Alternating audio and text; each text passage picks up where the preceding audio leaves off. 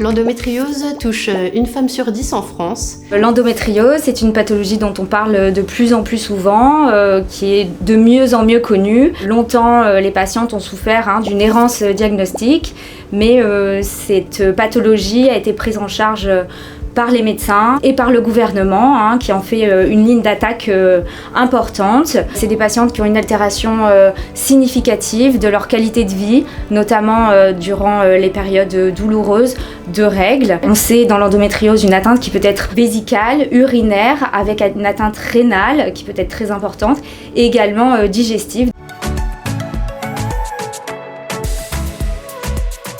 Le radiologue a un rôle primordial dans le diagnostic de l'endométriose, son dépistage, mais aussi dans sa thérapeutique, puisque son expertise permet une prise en charge optimale. Il existe un certain nombre de radiologues experts qui exercent au sein du réseau VIDI. Donc il faut savoir que le diagnostic d'endométriose, c'est un diagnostic qui peut s'avérer complexe, puisqu'il existe différents types d'endométriose qui ne seront pas diagnostiqués de la même façon.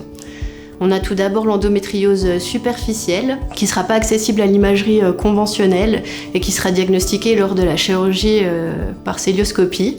On aura également l'endométriose profonde et ovarienne, pour lesquelles l'imagerie aura toute sa place. Grâce à l'imagerie, notamment à l'échographie pelvienne et l'IRM pelvienne, nous allons permettre à ces patients de pouvoir peut-être poser un diagnostic. Ces examens sont parfois difficiles à appréhender par les patientes, mais nous faisons au mieux pour que tout se passe bien. La chirurgie dans le cadre du diagnostic de l'endométriose n'est presque plus réalisée.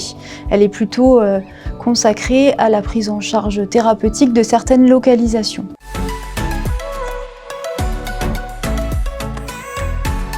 La prise en charge de l'endométriose tend à s'organiser en filière territoriale multidisciplinaire afin d'optimiser la prise en charge des patientes. Les réunions de concertation pluridisciplinaire radioclinique sont une piste d'organisation importante.